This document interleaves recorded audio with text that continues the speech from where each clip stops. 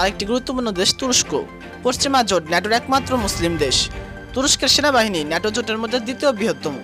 এছাড়াও দেশটির রয়েছে শক্তিশালী ড্রোন বাহিনী। তবে বিপুল অস্ত্রের ভান্ডার থাকলেও পারমাণবিক কোনো অস্ত্র নেই তুরস্কের হাতে। 1980-র দশকে বেশ কয়েকটি ন্যাটো সদস্য দেশ যুক্তরাষ্ট্রের উপর নির্ভরতা কমিয়ে নিজেরাই সমরাস্ত্র তৈরির উদ্যোগ নেয়। তুরস্ক তার মধ্যে অন্যতম। প্রতিরক্ষা খাতে বিদেশ নির্ভরতা কমিয়ে নিজ দেশে প্রয়োজনীয় প্রতিরক্ষা সামগ্রী উৎপাদনের বিশাল পরিকল্পনা নিয়ে কাজ শুরু করে আঙ্কারা। বেশ সফলও হয়।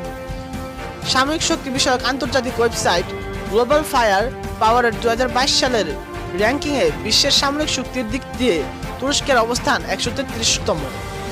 ন্যাটো মিত্রদের মতোই সামরিক প্রযুক্তিতে উন্নত আঙ্কারা। জেনে নেওয়া যাক তুরস্কের সেনাবাহিনী সম্পর্কে। তুরস্কের সেনাবাহিনী ন্যাটো জোটের মধ্যে দ্বিতীয় বৃহত্তম। সংখ্যার দিক থেকে যুক্তরাষ্ট্রের পরে যার অবস্থান।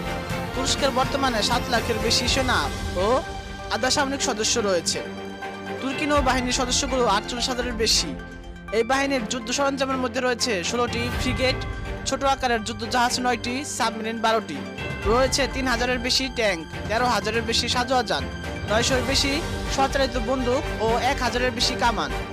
এছাড়া 1200-এর বেশি বিমান, 300-এর বেশি যুদ্ধ বিমান, 1.5 শতাধিক মানববিহীন ড্রোন, 300-এর বেশি প্রশিক্ষক বিমান ও 600-এর বেশি হেলিকপ্টার রয়েছে। তুরস্কে বসবাসরত স্বাধীন প্রতিরক্ষা বিশ্লেষক আরদান এবরতোগলু বলেন, আঙ্কারা সরকার গত 20 বছরে একটা শক্তিশালী ড্রোন বাহিনী গড়ে তুলেছে। এর মধ্যে অন্যতম বাইরাক্তার টিবিটি ড্রোন। এটি এমন এক ধরনের যুদ্ধ অস্ত্র বা গোয়েন্দা তথ্য সংগ্রহ ও নজরদারি সহ হামলায় অংশ নিতে সক্ষম। এতে অত্যাধুনিক প্রযুক্তির ইলেকট্রো অপটিক্যাল ক্যামেরা আছে। তার সাথে আছে ডাটা লিঙ্ক সিস্টেম এবং 2 থেকে 4টি বিস্ফোরক, যেগুলো উড়ে গিয়ে নির্ভুল নিশানায় আঘাত আনতে পারে। তুরস্কের বাইকার টেকনোলজি কোম্পানি 2014 সাল থেকে বাণিজ্যিকভাবে বাইরাক্তার টিবি-2 ড্রোন উৎপাদন ও বিক্রি শুরু করলেও রাশিয়া ও ইউক্রেন যুদ্ধে এই ড্রোন বিশেষ নজর কেড়েছে। এই ড্রোন ব্যবহার করে রাশিয়ার মস্কোবা যুদ্ধজাহাজ, অস্ত্রের গুদাম, কয়েকটি কমান্ড সেন্টার এবং রাশিয়ার লক্ষ্যবস্তুতে সফলভাবে হামলা চালায় কিয়েভ। ড্রোনটি ঘন্টায় 129 কিলোমিটার থেকে শুরু করে 222 কিলোমিটার গতিতে উড়তে পারে। তবে এসব ড্রোনের একটি দুর্বল দিক হলো এগুলো আকারে বড় আর তুলনামূলক কম গতি সম্পন্ন। একটি ড্রোন অন্তত 10 লাখ মার্কিন ডলার মূল্যে বিক্রি করে তুরস্ক।